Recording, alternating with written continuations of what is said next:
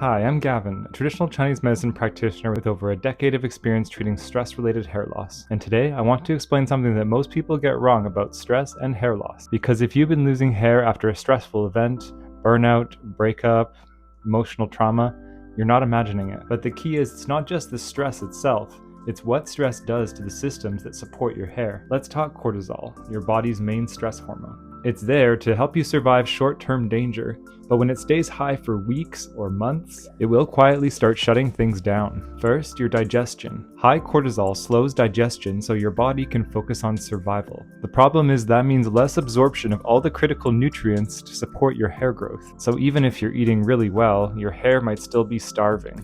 Second is your hormones. Chronic stress throws off your entire hormone landscape, especially thyroid, estrogen, and blood sugar regulation. Hair follicles are incredibly sensitive to these shifts. That's why many people notice their hair thinning after burnout or hormonal crash.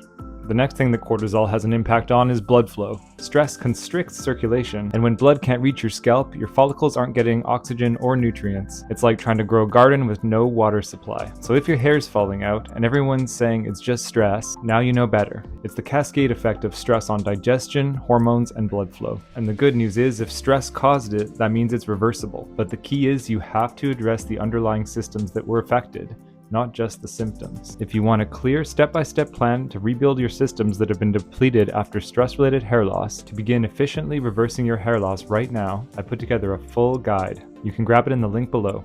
Thanks for watching, and remember, your hair is a reflection of your inner health. Support that, and regrowth becomes possible and sustainable.